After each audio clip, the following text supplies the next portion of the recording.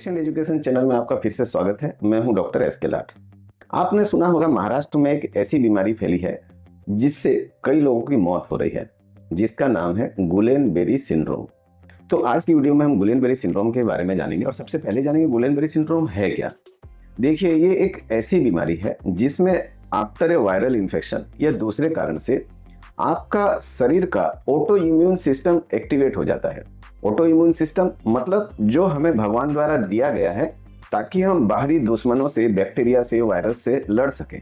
लेकिन कई बार ये ऑटो इम्यून सिस्टम रिकॉग्नाइज नहीं कर पाता, पहचान नहीं पाता और हमारे ही शरीर के डिफरेंट टिश्यूज और सेल से लड़ाई कर बैठता है और उन्हें डैमेज कर बैठता है। तो गुलेन-बेरी सिंड्रोम में यही ऑटो इम्यून सिस्टम हमारे जो न्यूरोमस्कुलर जंक्शन है, जहां नसें मसल के साथ मिलती हैं और मसल काम करता है, उसे डैमेज कर देता है, उसे निशाना बना लेता है, जिसके कारण आपके मसल्स वीक हो जाते हैं, आपको कमजोरी हो जाती है। कई केस में दोनों हाथ और दोनों पांव कमजोर हो जाते हैं या पैरालाइज हो जाते हैं और कई केस में ज्यादा सीवियर होने पर डेथ भी हो सकती है। इस बीमारी में एक अच्छी चीज है और एक बुरी चीज है।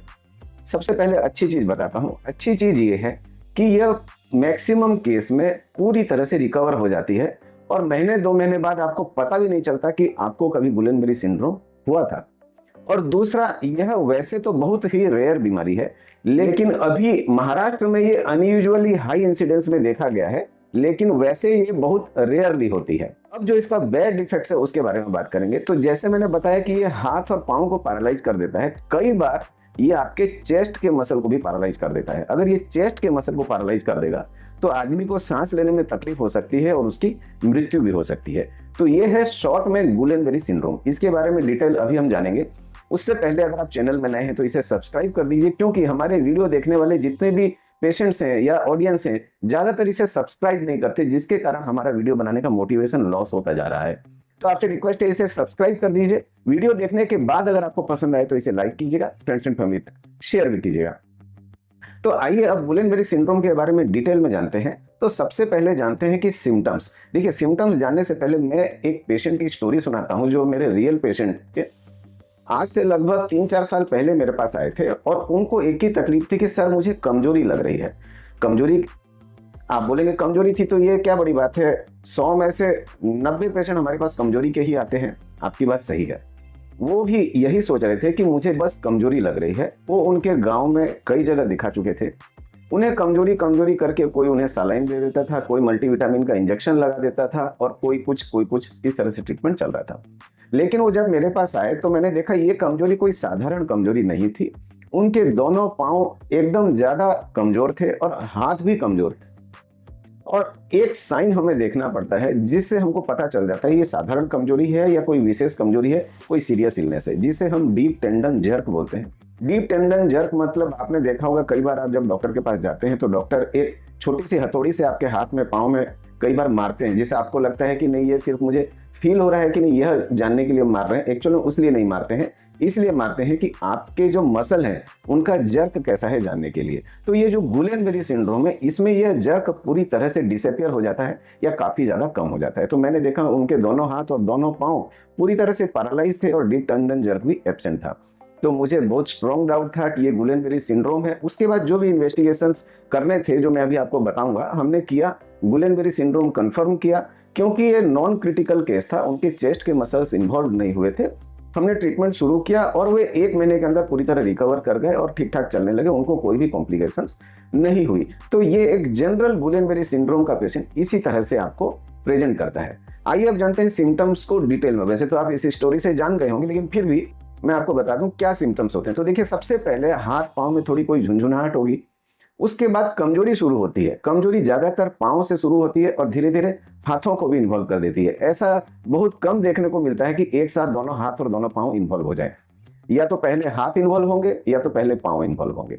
दूसरा जो सबसे सिग्निफिकेंट सिम्टम है, ये सब शुरू होते हैं कोई एक इंसिडेंट के बाद। इंसिडेंट मतलब कोई वायरल इन्फेक्शन हो गया, सर्दी खांसी जुकाम हो गया, कोविड हो गया, कोई गैस्ट्रोएंटेराइटिस या डायरिया हो गया, या कोई वैक्सीन आपने लिया है उसके बाद हो गया। तो ये ज्यादातर केसेस इसमें एसोसिएटेड होते हैं और इन सब इंसिडेंट के बाद ही इस तरह के सिम्टम्स शुरू होते हैं। उसके बाद जो सबसे इंपॉर्टेंट है, जो मैंने आपको बोला, वो आप नहीं जान पाएंगे, वो डॉक्टर देख के जानेंगे कि आपका डीप टेंडन जर्क एब्सेंट है। तो बहुत ज्यादा इसमें हम श्योर हो जाते हैं कि ये गुलेनबेरी सिंड्रोम है। अब वैसे आप देखने जाएं तो इसमें कोई बहुत ज्यादा सिम्टम्स नहीं होते, सिर्फ सिम्टम्स वीकनेस का ही होता है। लेकिन अब आप पूछेंगे कि सर वीकनेस तो मुझे रोज लगती है, तो क्या मुझे भी गुलेनबेरी सिंड्रोम है? नहीं, वीकनेस, साधारण वीकनेस लगना अलग बात है, गुलेनबेरी सिंड्रोम का वीकनेस अलग बात है। आपको देखना है, अगर आप नीचे बैठ के उठ पा रहे हैं तो शायद ये गुलेनबेरी सिंड्रोम नहीं होगा। अगर आप दोनों हाथ को उठा पा रहे हैं, हाथ से कोई वजन उठा पा रहे हैं, तो शायद ये गुलेनबेरी सिंड्रोम नहीं है। लेकिन फिर भी अगर आपको लगता है कि वीकनेस ज्यादा है, आप बिल्कुल भी चढ़ नहीं पा रहे हैं, सीढ़ियां चढ़ नहीं पा रहे हैं, थोड़ा भी वजन नहीं उठा पा रहे हैं, नीचे आप पोटी में बैठ नहीं पा रहे हैं, खड़े नहीं हो पा रहे हैं, अगर ऐसी वीकनेस आपको है तो आप अपने डॉक्टर को आज ही दिखाइए। ये गुलेनबेरी सिंड्रोम या कोई दूसरी इसी तरह की भी कई बीमारियां और हैं, हो सकता है। वीडियो में आगे बढ़ने से पहले मुझे जरूर लिखिएगा कमेंट बॉक्स में, आपने भी कभी इस तरह की कमजोरी फील की है क्या, या आपके परिवार में भी किसी को इस तरह के गुलेनबेरी सिंड्रोम वाली शिकायत हुई है क्या। तो आइए वीडियो में आगे बढ़ते हैं। अब जानते हैं कि कारण क्यों आपको गुलेनबेरी सिंड्रोम हो सकता है। तो मैंने शॉर्ट में पहले भी बता दिया है, कोई भी वायरल इंफेक्शन आपको हो, सर्दी, खांसी, जुकाम, नॉर्मल फीवर हो, लूज मोशन हो, उल्टियां हो, उनके बाद ये हो सकता है। दूसरा, किसी तरह का वैक्सीन आपने लिया है, उसके बाद ये हो सकता है। लेकिन इसका मतलब ये नहीं है कि आप वैक्सीन ना लें या वैक्सीन से डर जाएं। देखिए, कोई भी ट्रीटमेंट जब आप करते हो तो कोई लाखों में एक आदमी को कोई ना कोई साइड इफेक्ट होता ही है। इसका मतलब ये नहीं है कि हम डर के वैक्सीन ना लें। कोई भी वैक्सीन अगर आ रही है, मार्केट में अवेलेबल है, आपको लेना चाहिए तो आप जरूर लेना चाहिए, क्योंकि ये तभी मार्केट में आती है या इसके अप्रूवल इसे तभी मिलता है जब ये आपको फायदा ज्यादा करती है, नुकसान कम करती है। तो हमेशा इसके फायदे के बारे में सोचें, नुकसान के बारे में शुरू से सोच के वैक्सीन नहीं लेना आपको बड़ी बीमारी या बड़े खतरे में डाल सकता है। तो अब हमने डाउट तो कर लिया जीवीएस है, लेकिन अब इसे कंफर्म कैसे करें। तो देखिए, कंफर्म करने के लिए कुछ टेस्ट्स हैं। एक सीएसएफ टेस्ट है जो बहुत कॉमन है और इजीली अवेलेबल है हर जगह। आपकी रीढ़ की हड्डी से थोड़ा पानी निकाला जाता है और उसे लेबोरेटरी में भेज दिया जाता है, और उसमें कुछ चीजें हैं जिसे देखकर हम जान जाते हैं ये गुलेनबेरी सिंड्रोम है क्या। इसके अलावा कुछ दूसरे टेस्ट भी हैं, नर्व कंडक्शन स्टडी है, इलेक्ट्रोमायोग्राफी है, इत्यादि टेस्ट से भी पता चल जाता है आपको गुलेनबेरी सिंड्रोम है क्या। अब जानेंगे इसका ट्रीटमेंट क्या है। तो देखिए, ट्रीटमेंट जहां पर कॉम्प्लिकेटेड केस नहीं है वहां पर कुछ छोटी मोटी दवाइयों से भी पेशेंट ठीक हो सकता है। लेकिन अगर केस बिगड़ जाए या तकलीफ ज्यादा है तो कई तरह के ट्रीटमेंट अवेलेबल है, जैसे इंट्रावेनस इम्यूनोग्लोबुलिन है, प्लाज्मा थेरापी है जिसमें पेशेंट का प्लाज्मा निकाल के उसे साफ करके वापस पेशेंट के शरीर में डाल दिया जाता है। तीसरा मोस्ट इंपॉर्टेंट है, अगर किसी पेशेंट को, जैसे मैंने बताया, हाथ और पांव के मसल वीकनेस है तब तो चल जाएगा, लेकिन अगर चेस्ट का मसल वीक हो गया और उसे सांस लेने में परेशानी हो गई तो तुरंत आईसीयू में एडमिट करके उसे आर्टिफिशियल वेंटिलेशन या वेंटिलेटर में रखना बहुत जरूरी है, नहीं तो पेशेंट की जान बचाना मुश्किल है। लेकिन वेंटिलेटर में डालने के बाद भी घबराने वाली बात नहीं है। गुलेनबेरी सिंड्रोम के ज्यादातर पेशेंट वेंटिलेटर से बाहर आ जाते हैं, उनको हफ्ता, 2 हफ्ता, 15 दिन लग सकता है, लेकिन यूजुअली पेशेंट ठीक होकर आते हैं। इसमें कोई कॉम्प्लिकेशन यूजुअली नहीं होती। अब सबसे इंपॉर्टेंट चीज जानेंगे कि इसे हम प्रिवेंट कैसे करें, ऐसा क्या करें कि हम इससे बचें। तो देखिए, सबसे पहले तो आपका इम्यून सिस्टम बैलेंस होना बहुत जरूरी है। उसके लिए आपको प्रॉपर नींद चाहिए। आप खाने पीने, जितना रॉ फूड खाएंगे, जितना नेचुरल चीजें खाएंगे, उतना आपका इम्यून सिस्टम स्ट्रांग रहेगा। दूसरा, आप जितना स्वच्छ एनवायरनमेंट में रहेंगे आपको वायरल इन्फेक्शन होने के चांसेस कम रहेंगे। आप बाहर से जितना, बाहर की अनहाइजीनिक चीजें जितनी कम खाएंगे उतना आपको डायरिया या पेट में इन्फेक्शन होने का चांसेस कम रहेगा। अगर किसी को सर्दी, खांसी, बुखार है, जैसे कोविड में हमने सुना था, तो आप मास्क लगा के रखेंगे तो आपको उनसे वायरल इन्फेक्शन होने का चांसेस कम रहेगा। दूसरा, अगर कभी वायरल इन्फेक्शन हो भी गया तो उसे खुद से ट्रीटमेंट ना करके डॉक्टर से मिलकर उसे जल्दी से जल्दी ठीक करें, ताकि वो आपका ऑटो इम्यून सिस्टम को ट्रिगर करके आपको जल्दी से गुलेनबेरी सिंड्रोम जैसी बीमारी न कर पाए। अब जल्दी से जान लेते हैं कि इसमें लोग क्या क्या भ्रामक स्थिति पैदा करते हैं, कौन कौन से भ्रम है जो गुलेनबेरी सिंड्रोम को ठीक से ठीक होने नहीं देती। तो सबसे पहला, जैसे मैंने पहले भी बताया, वीकनेस।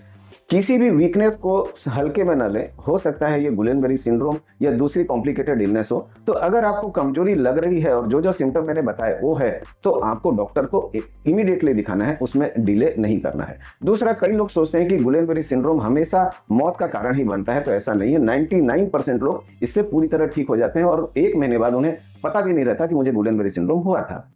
तीसरा, कई लोगों को लगता है कि मैं अगर गुलेनबेरी सिंड्रोम वाले पेशेंट के पास जाऊंगा तो मुझे कंटाजियस है, वो इन्फेक्शन मुझे भी हो जाएगा। ऐसा बिल्कुल भी नहीं है। जैसा मैंने पहले भी कहा, आपको उनसे वायरल इन्फेक्शन कॉन्टामिनेट हो सकता है, लेकिन वायरल इन्फेक्शन आपके शरीर में भी गुलेनबेरी सिंड्रोम करेगा ये श्योर नहीं है। तो बिल्कुल भी इसके लिए निश्चिंत रहें, गुलेनबेरी सिंड्रोम एक पेशेंट से दूसरे पेशेंट में कभी भी नहीं फैलता।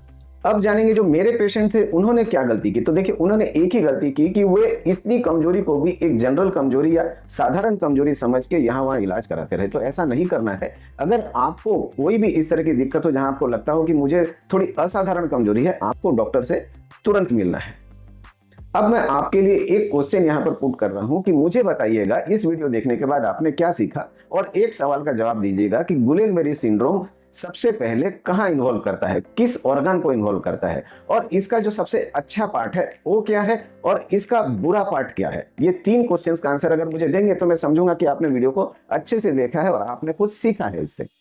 और अंत में गुलेन-बेरी सिंड्रोम या उसके जैसी दूसरी बीमारियों से अगर आपको बचना है तो सबसे लास्ट कॉल है, आप इस चैनल को सब्सक्राइब कर दीजिए, वीडियो को लाइक और अपने फ्रेंड्स फैमिली के साथ शेयर भी कर दीजिए, ताकि इस तरह की काम की चीजें आपके मोबाइल पे आपको मिलती रहे और आप एक बेहतर जिंदगी जी पाए। वीडियो को अभी तक देखने के लिए आपका बहुत बहुत धन्यवाद।